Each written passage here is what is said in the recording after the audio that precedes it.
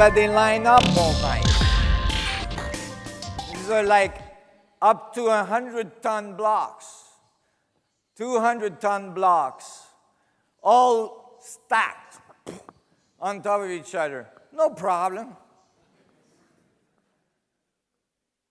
Those guys were supposed to not even have the pulley. They didn't have the wheel. They didn't have iron tools. Only copper. Copper does not cut rock. And on some of these blocks, there's no writing whatsoever in there. But in some of these blocks is this symbol. And these symbols are very strange because they're not cut. They're not etched. They're not carved into the stone. They are burnt into the stone, like if they were burnt by a laser. So now you have ancient walls, 5,000 years old at least, walls that have burnt geometry in them. Laser burnt geometry in them. You don't expect that from these ancient civilizations. Here's a close-up of this. Actually, now these pictures are more popular, but when I was researching this, it was extremely difficult to get those pictures. I actually had to send people over there to take the pictures. And this reason for not being able to find these pictures easily is because the archaeology community doesn't know what to do with this. So, in general, they ignored it. But if you take that geometry and you make it 3D so that each circle is a sphere, well, guess what? You get 64 tetrahedron structure when you put the fundamental geometry of the vacuum in it. So, where was that temple? That temple is called the Osirion Temple, and in Abydos, and it's behind Seti II temple, I believe. And it's actually where the fundamental myth of creation, the fundamental myth of the Egyptian mummification comes from. It's the temple of Osiris, where the wife of Osiris, Isis, supposedly revived Osiris with her magic. You have to understand that the technology I'm talking about, if you tap into the fundamental structure of creation, if you tap into the fundamental structure of space, you will start to be able to tap into the life force of creation. You can start doing things like being able to keep your biological system going because you can continuously feed back more information. You can keep recharging your system so that it doesn't run down. Because now you have access to the structure of space-time. Most people don't know, but there's pyramids in China.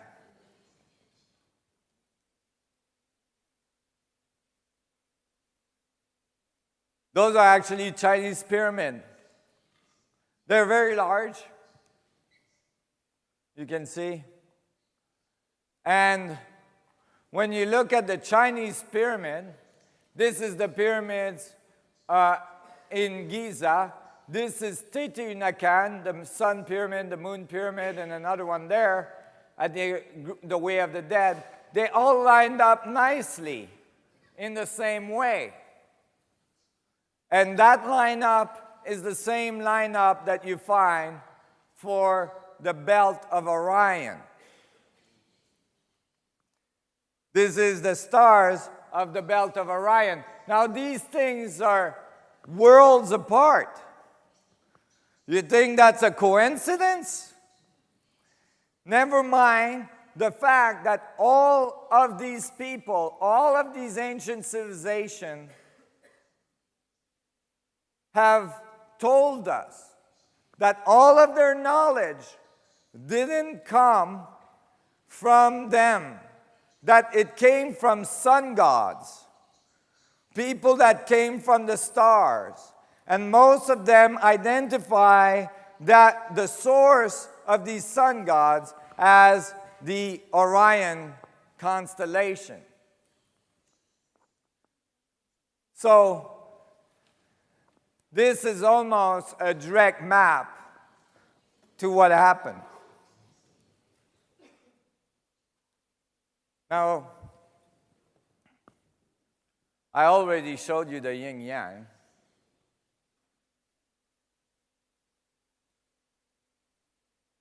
The I Ching is 64 hexagrams, right?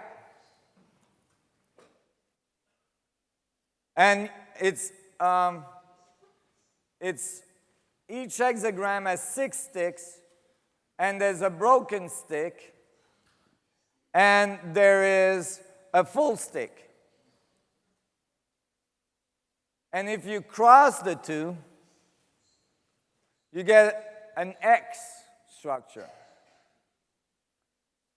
Now, if you duplicate this X, right, so that you're using all the sticks in the symbols of the I Ching, then you can map it.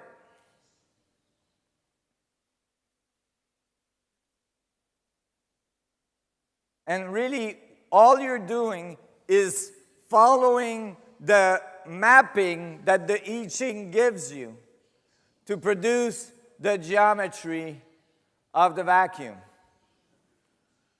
All you're doing is taking the number 1, number 64, and following the map that the I Ching gives you, and you get all of this geometry coming together. And that combined with the yin-yang that I showed you, the two together gives you all the map of the structure of the vacuum and the dynamics of the toroidal field.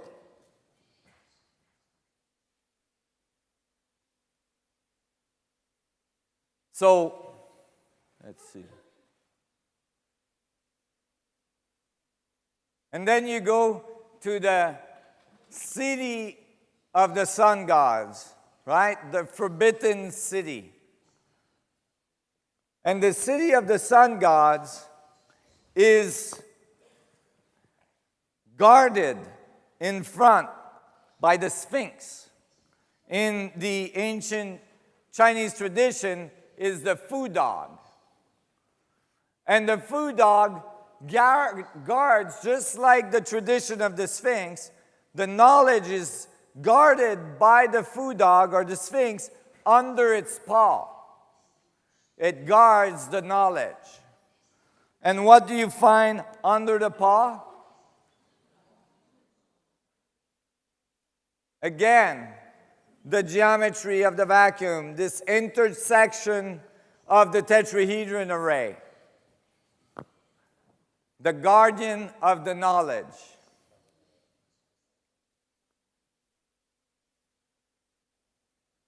Is there remains of these individuals? Is there remains of these society around the world? Is there information that says, yes, these sun gods were really here, that they were interacting with these people out there? Well, I believe there is. These are skulls that were found in South America. They're very elongated. I call them cone heads. They're not your average, skull. all around the world, from the Egyptian, the Mayans, the Incas, the ancient Indian, North American Indian, and in America, they all had this strange behavior, this strange culture where they would bend the head of the children to try to deform them. And in their tradition, it was said that they would do this to make them sun gods. They were trying to imitate something. How did they do that? Well, when the child was growing, they would tighten the band harder and harder. In some cases, they would put wood planks in the banding to push on the forehead to deform it. But you know, when you do that to a child, the volume of the brain cavity inside the skull does not change. It's the same volume. But in some cases, in these skulls, the volume is almost twice the human brain. So, it's very interesting. Now, there wasn't just one of those skulls found. Many of these skulls were found. Most of the time, very close to very sacred sites, like in temples and so on. They had different kinds. More pointy, less pointy. Here's the normal skull of a human, and this is the elongated skull. And now, can we have sound on the computer?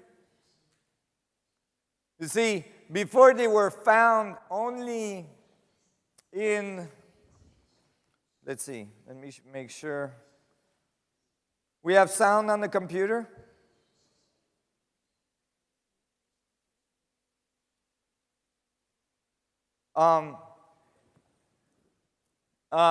You know, before these skulls were only found in South America or around Mexico.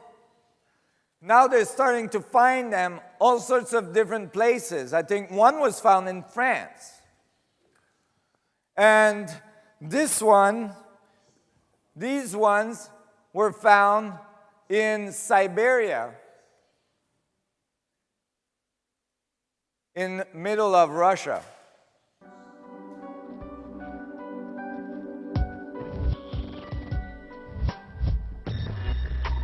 Actually, northern Russia.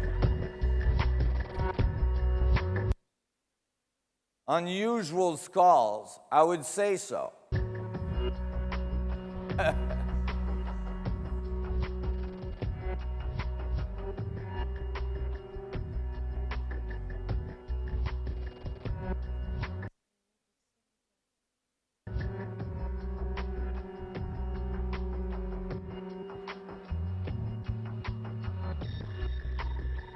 Вряд ли древние знали о нейрохирургии мозга, вряд ли, но, возможно, они пытались каким-то образом развивать отдельные нервные какие-то качества головного мозга. Это группа людей, которые представляли собой, скажем так, живой прибор, определяющий наличие, например, опасности, или могли делать метеопрогноз.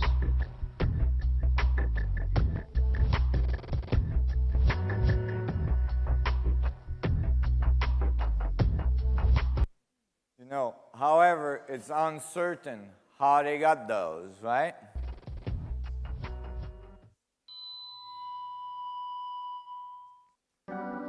So, you know, these skulls are found now in northern Russia. It's very unusual. France, there's other skulls that were found in Mexico that look quite different. Now, this one was found in South America. I got this from my friend Klaus Dona, which has done this exhibit of unusual objects that have been found all around the world. The first exhibit occurred in Vienna. We're trying to get it to come to the United States as well. But he showed me this skull. This is from South America. I think it's in a private collection. Note here that the bone at the top of the skull is one piece, right? It's completely one piece. Now, this cannot be a human skull because our top bones are two pieces. So that is very telling. You have a completely different physiology.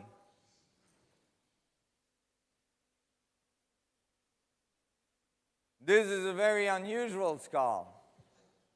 It actually has a larger volume than the conehead skulls. This is actually the largest one ever found. You can see the hemispheres were quite separated.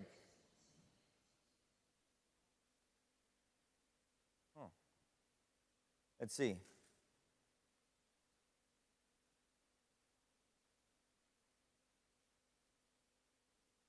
Oh,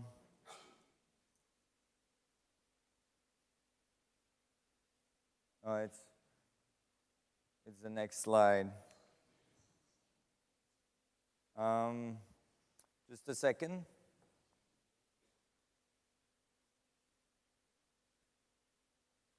Look at this one.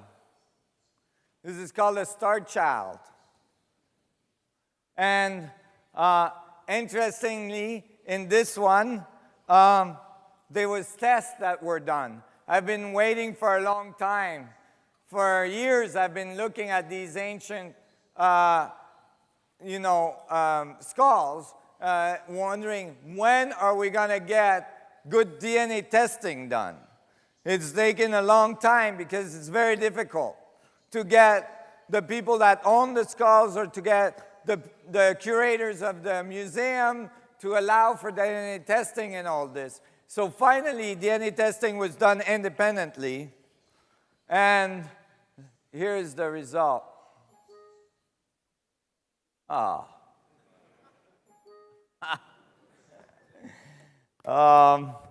You mind if I pull out the file?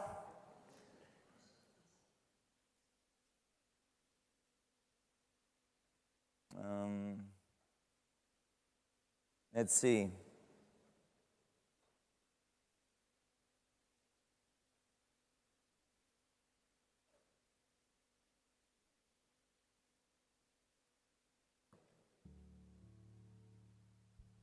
In early 2010, We need sound on the computer. Testing on possibly the strangest looking skull ever discovered. Yeah, let me start over. In early 2010, a team of geneticists in America began DNA testing on possibly the strangest looking skull ever discovered. Whilst trying to recover its nuclear DNA and matching it against the National Institute of Health database, they found a significant number of coherent base pairs that have never been seen before. This was an historic moment for science, as it proved beyond all reasonable doubt that part of the skull's DNA is not human. Since that result, the geneticists have predicted that when the final genome recovery is complete, it will provide science with the first record of alien DNA ever discovered. The skull's caretaker is Lloyd Pye. Lloyd, a researcher in aspects of human origins, named it the Star Child. It was found in Mexico in the 1930s, and through carbon dating, we know that the skull is over 900 years old. It has over 24 major physiological differences to that of a human. These are the cuts in the skulls for DNA testing, and you see that the Star Child, when I've been saying it's half as thick, you see very clearly here. In some points, it's even less than half. And this is, in the skull. So, there's just no exaggeration there. There's a complete difference in the bone throughout. Uniformly, it's different. This is the biochemistry of a typical human bone. Its calcium and phosphorus levels are high, and its oxygen and carbon levels are low. But with the Star Child, it's quite different. The phosphorus is down, and the carbon and oxygen are up, indicating its biochemistry is more like tooth enamel than regular bone.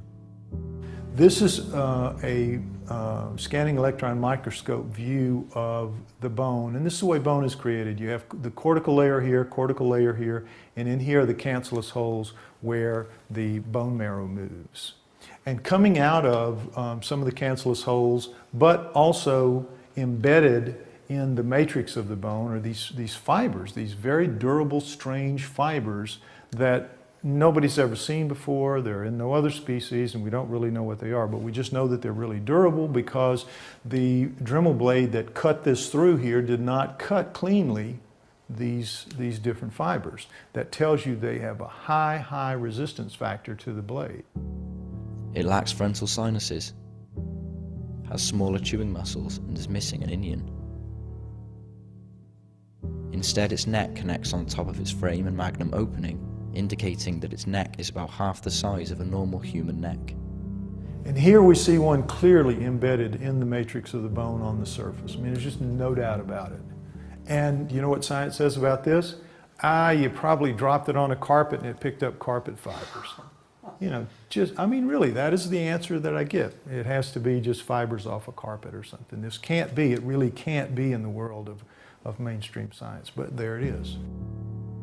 This is a piece of upper right maxilla that was found with the Star Child.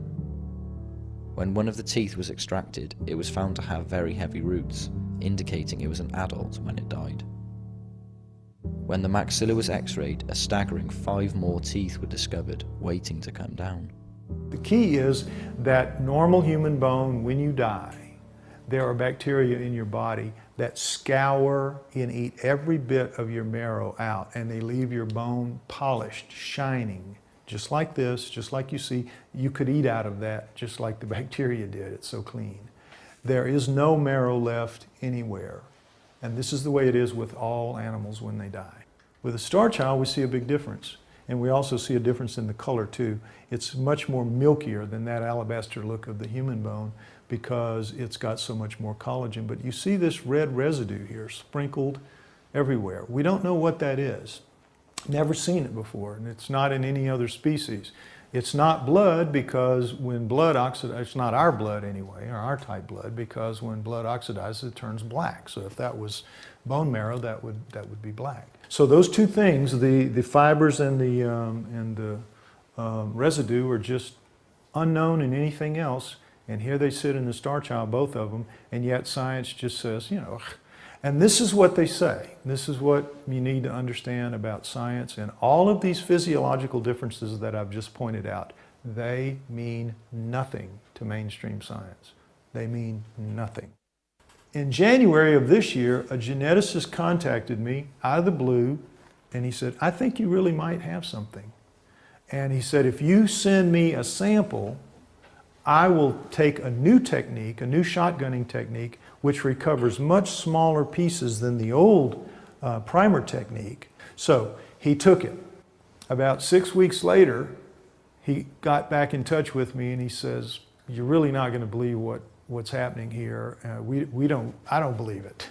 I've done it enough times now to where I'm convinced that I'm doing it right, and we're getting some very unusual results. Some of it comes out human, sure enough. You see right here, this sequence of 265 base pairs long, 265, no question about it, part of the star child is human.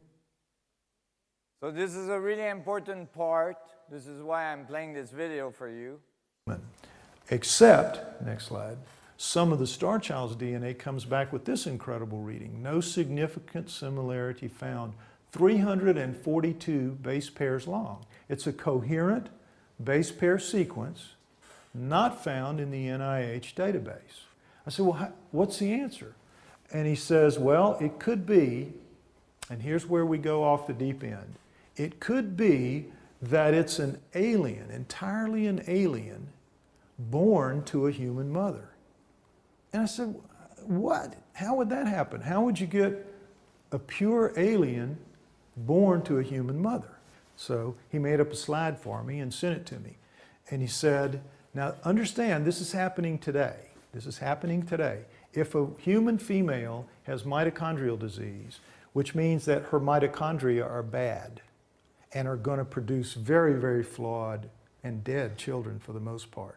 If it's found out that she has that and she wants to have a child with her mate, her husband, what they can do is they can take her package, put it in a dish, you've heard about this, and mix it with her husband's sperm and create a zygote with her chromosome package and her husband's chromosome package. Then they take an egg, a good egg from a third party, a woman, take that woman's chromosomal package out, put the zygote in, put that egg in the first woman, and she will have a baby that will be her and her husband's genes, but it will have the mitochondria of the third woman.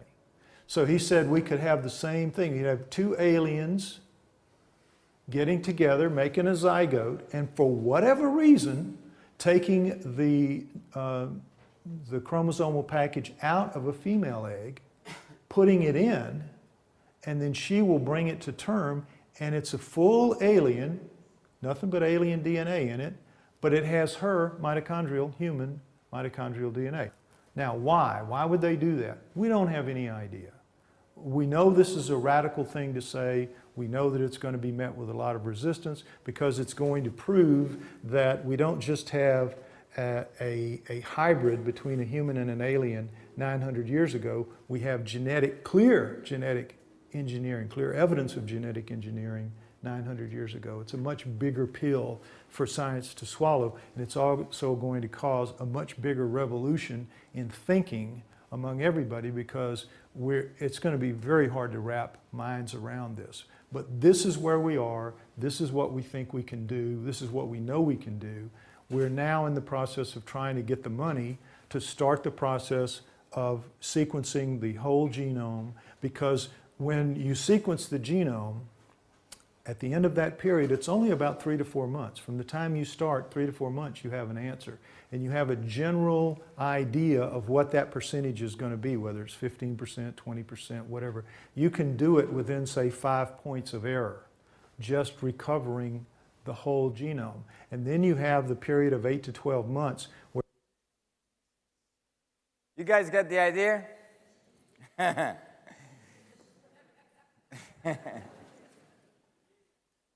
You know, that's very significant.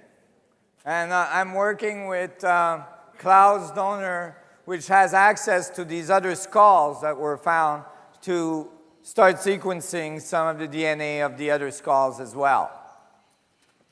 Well, in these ancient civilizations all over the place is that fundamental creation myth where the sun gods have children with the women of man.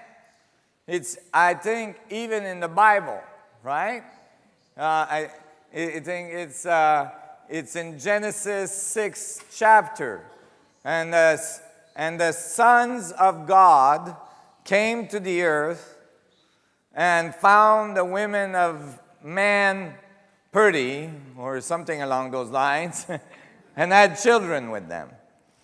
Now, I would like to say that what's really, the reason I played that video to this end is that in this discovery that was done from this skull, you can actually see, you can actually prove that there was DNA engineering manipulation that occurred. So, you know, it's most likely not like the sun gods had intercourse with women of man, but that they might have been, you know, DNA engineering to produce, you know, those results. These are physical evidence of this ancient, very powerful myth of these sun gods being here. And this might be why so many of the ancient knowledge talks about very specific geometries, very specific temple building, very specific set of information that may be crucial for us at this time. I think one of the most remarkable evidence of these people, you see, because if this information has to do with the structure of the vacuum, if this information has to do with this technology that can tap the structure of creation, that can produce gravitational field, then you would see things like this, where huge rocks were transported. Look at the size of this thing. I think it's like 1,000 tons.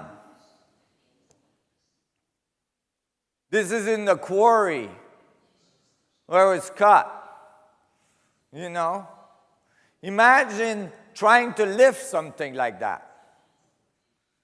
And then it's stacked, you know, on top of each other. I mean, look, this is the quarry.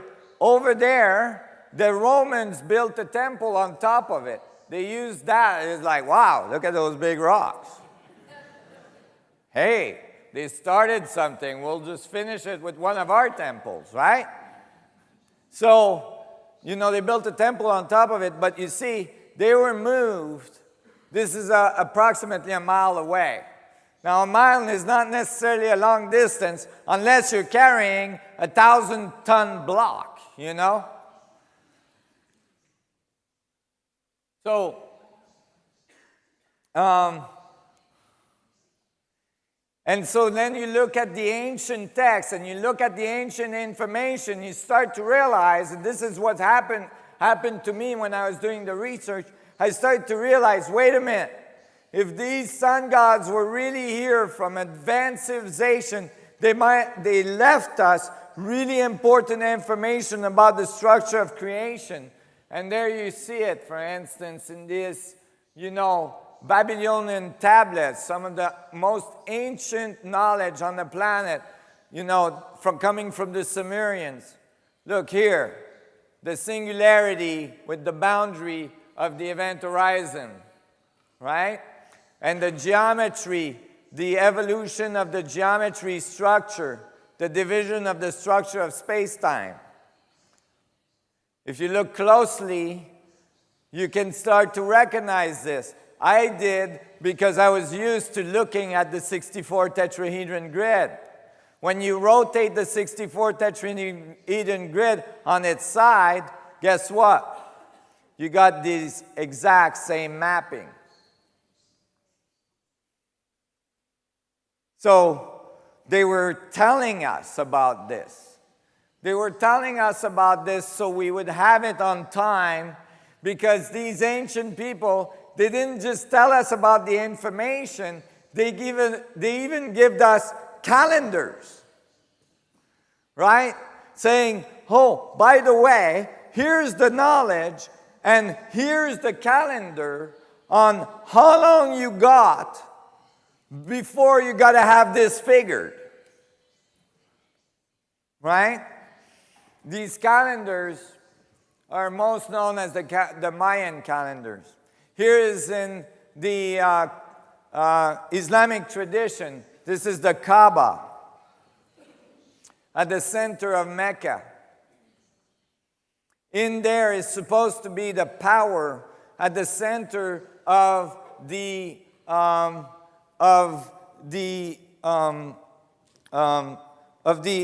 faith, at the center of the power of the Quran, right? It's the creation stone. It was called the black stone or the black crystal. In the Quran, it says to have been given to man by angel Gabriel.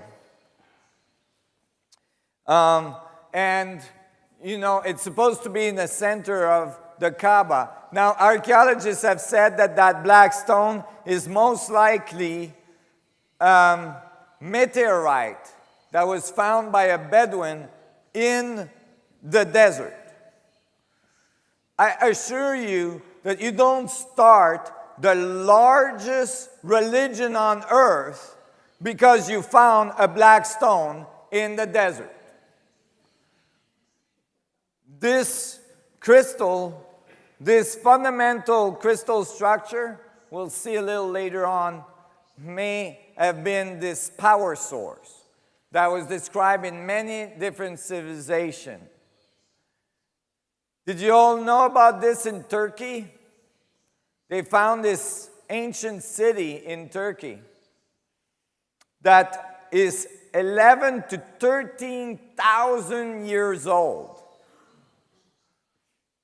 You know, 11 to 13,000 years ago, we were supposed to be hunters and gatherers. We were like basically just out of caves. And they found this city that has these huge rocks, these huge pillars that was sustaining most likely quite an elaborate roof system. And around them, they found all sorts of arrows from the hunters and the gatherers. From 13,000 years ago. But I assure you that they didn't do all this, the hunters and the gatherers. Where did it come from? So, this leads us, just before the break, we'll break at 6. This leads us to the end of the ancient civilization part. I want to kind of talk quickly about this. This is the part with the Hebraic tradition, the, Old Testament tradition. When I was studying all these ancient civilizations, I kept the Bible for the end because, having been brought up in Catholic church and Catholic schools, I had kind of an allergic reaction to the whole thing. And so I was not so keen on studying the Bible. And but when I actually finally picked it up again, to start to study it, I started to study the Old Testament. And I started to realize something. It's like, wait, the Old Testament talks about some object. When it says the word God, it's talking about an object. It's talking about something. They're calling the covenant of God, or the Ark of the Covenant of God, or the Ark of the Covenant of the Lord. And when it represents that object, it doesn't show an old man with a beard and, a pair of binoculars and a baseball bat. It doesn't. When it talks about that, it shows like a tetrahedron sitting on a throne as the representation of God. And then it describes it as like God was the crystal sea. It was called the Ark of the Covenant of God. It was this incredible object that had all sorts of power. It was able to do all sorts of things. For instance, it was said that it would radiate, and if you didn't cover your face, you would get sunburned. Right? And it was said that it would create a phenomenon that was called a pillar of light or a pillar of cloud above it. Like a big vortex. Now I was getting interested. I liked the Bible all of a sudden. Because all through the research, as I started to elaborate how you would build this technology, I realized that crystalline structures would be very important, And I realized you would have to spin the field very, very fast to start to get the singularity to be produced. Basically, you got to reproduce those fundamental dynamics of the double torus for it to occur. For the singularity to occur, it would produce a vortex in space-time, and this is exactly what they would describe. This is what they call the tabernacle, where they would put the ark while they were going through the desert for 40 years. And when you read, the Bible, and if you read the Torah that describes this movement of the Ark of the Covenant through the desert, it talks about things like the ark would move on its own. This desert took only 6 months to travel this desert for all the Bedouins at the time. It took 40 years for the tribes of Israel to do it because they were following the ark. And it says that the ark would go on its own. And then where it would stop, they would stop. And sometimes they would stay there for years. And so they camped there for years until it would go again. And then they would follow it again. This is, some of the things that my grandfather did.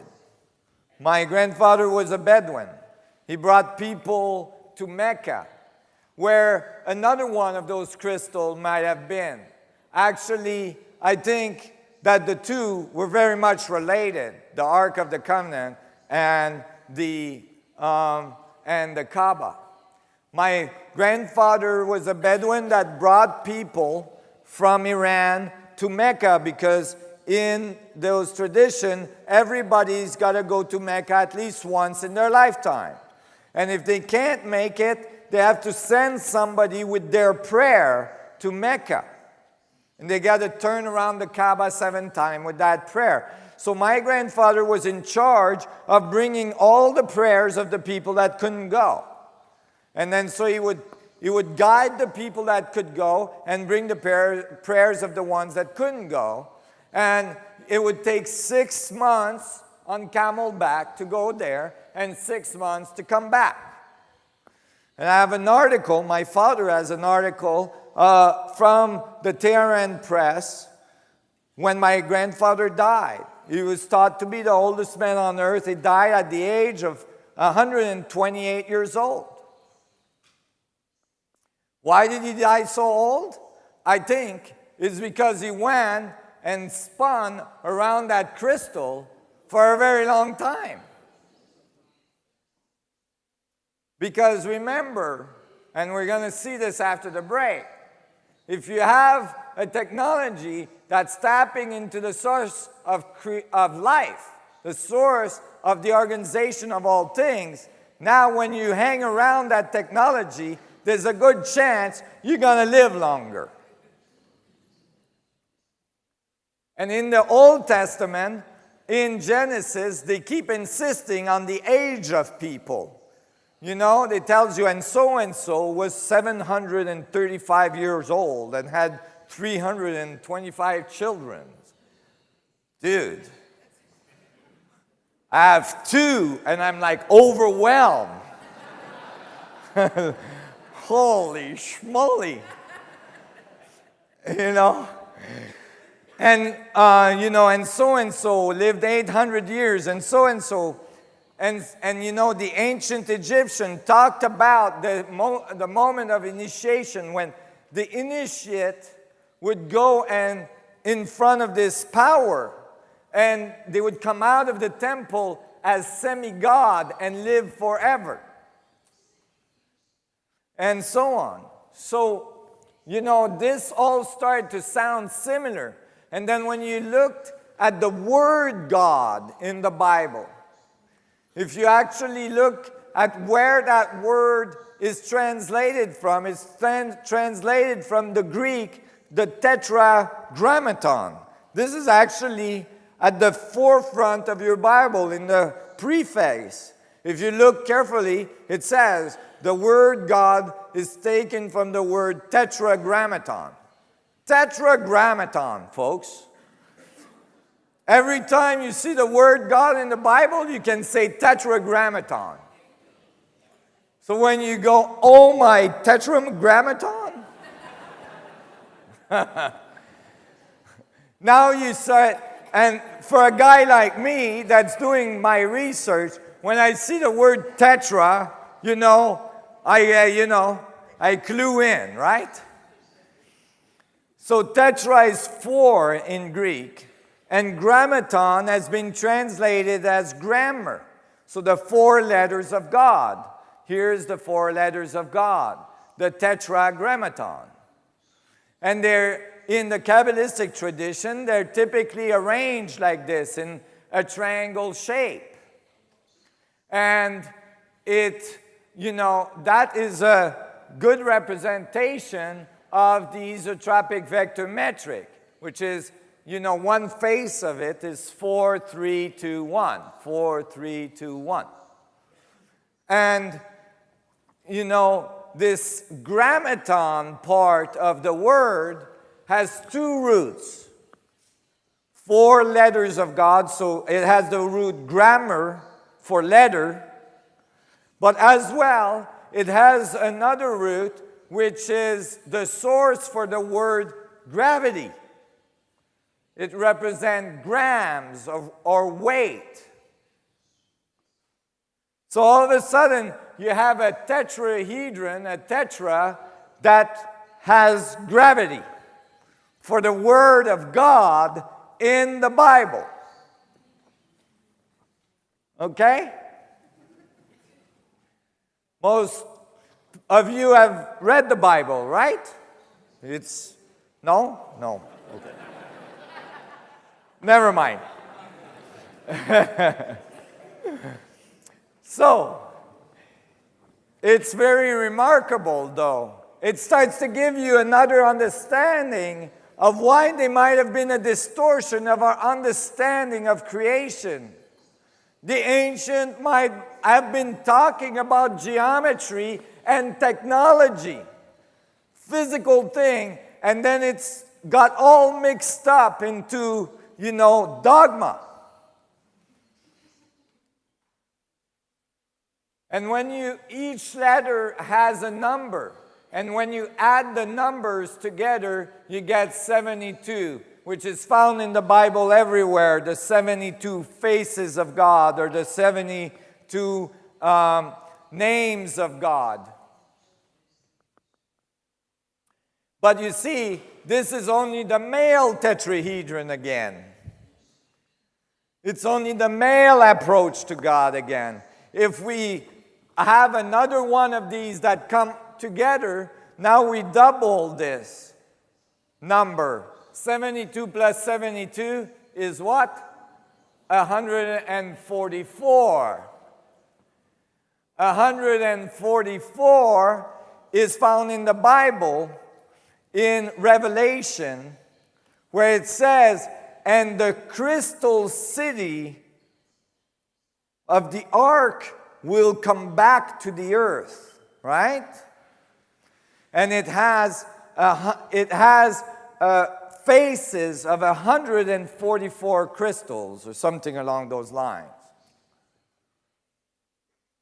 Well, the part I forgot to tell you is that if you take 64 tetrahedrons and you count the amount of faces on the outside, you get 144 faces.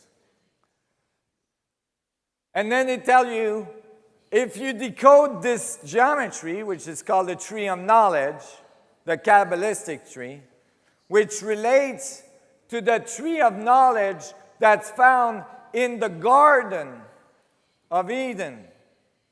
Notice that many of these ancient civilizations talks about the time of revelation, the time where we're going to understand all of the mysteries that we hadn't understood before, and that we are going to ascend.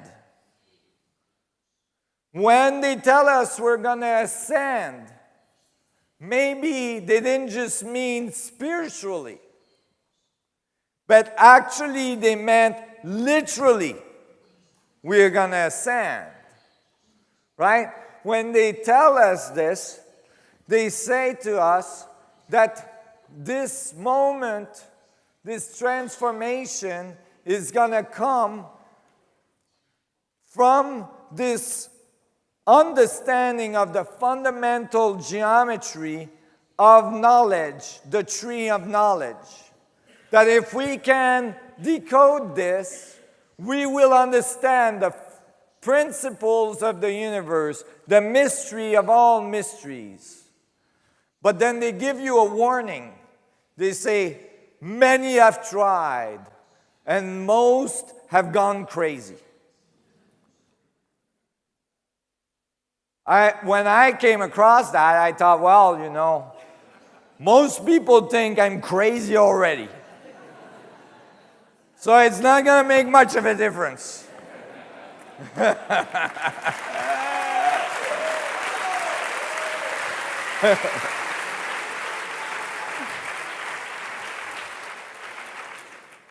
So I thought, wait, you know, I got to figure this out. And I drew the whole thing, and I was in my van still, and I plastered it on the ceiling of my van above my bed so I could wake up and look at it and try to figure it out. And so I looked at it. Oh, by the way, as well, this is related, the tree of knowledge is related to the tree that's described in Genesis as the tree with the apple thing, you know, the tree of knowledge in the Garden of Eden, which the ancient civilization tells us that when we're going to ascend, the earth will regain its state of garden. Well, that would mean that we literally ascend, not just spiritually. Because if the earth goes back to a state of garden, that's because we took all the cement off. Because we're not on it anymore. Right? So, you know, I was thinking about this. And, this tree of knowledge as well in the ancient, in the book of Genesis is an apple tree, right? And the apple is like the knowledge. And so all of a sudden I realized, wait, and I grabbed an apple and I cut it in half. And if you look at half an apple, you realize you've got a double torus. Okay? With the seed in the middle, and each seed contains the potential of infinite amount of apples, because each seed can make the tree that makes apples, that make trees, that makes apples, and so on. So, you know, this amazing thing was coming together. I was really liking the Bible all of a sudden. And so I start to look at this, and I realize that obviously you have a tetrahedron on the bottom, and that on the top, you have an octahedron, which is the two geometry you need to build the 64 tetrahedron grid. But I couldn't figure out this part here. So I eventually realized that if I took the top part and I slid the bottom part into the top part, all of a sudden, it became a three-dimensional object. And all the vectors were there to produce the 8-star tetrahedron. So all the information was there. And then it was said in the Cabalistic tradition that there is not only one tree, but that there's 4 trees of knowledge that are connected at the root. And that they have a mirror function. So there's not 4, they can be 8 if they're mirrored, if they're polarized. So if 8 of these trees come together and they decode to 8-star tetrahedron, then you get the 64 tetrahedron grid right out of it. And how do you know you've done it right? Because by the time you finish, you can plaster the Cabalistic tree right back on it. You've got a full loop. And you can actually array it right around.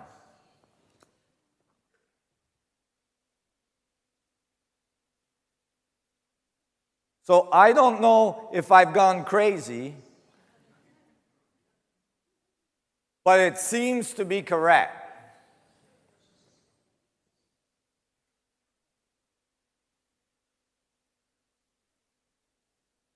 There's much more details to this structure. You can actually flip the trees around and get all the other tetrahedrons. And if you follow the actual Kabbalistic tradition, the roots become the crown, and the crown becomes the root. And the whole object of the decoding of the tree is to find this singularity, this point of infinite density that's at the heart of the Kabbalistic tradition. Is the heart of God, the point of infinite potential. I mean, this is like literally describing everything I was describing to you in physics earlier on.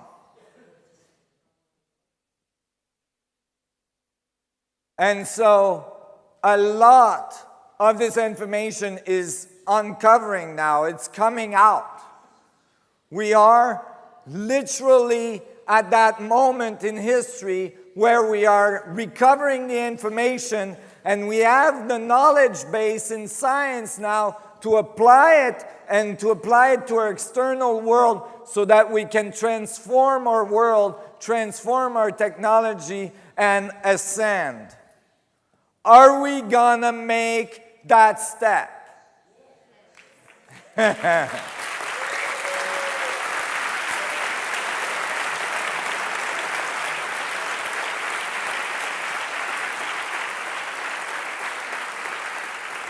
You and me together, we will make that change. It's coming.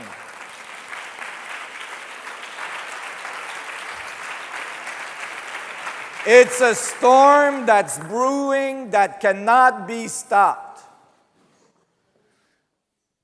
And we have a limited amount of time. There is changes that are occurring in our world that are going to have consequences on our capacity to move forward. We have to make that transition.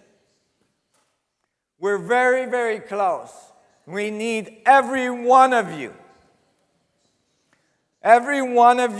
to become aware of the information, to take the time every day to connect with your vacuum self, to connect with your infinite potential, because in that point of infinite potential is your true essence, is your mastery.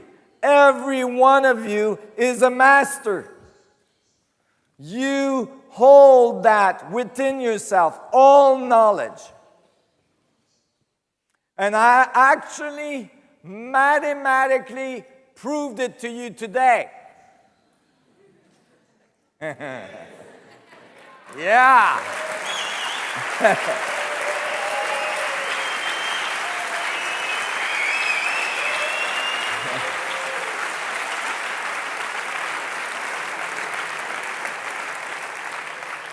So we're going to take a little break, and after the break, we're going to do another hour to hour and a half where I'm going to talk about what was done in laboratory, which I usually don't talk about in public. And after this, we'll have question and answers. So thank you. Thank you so much. Thank you.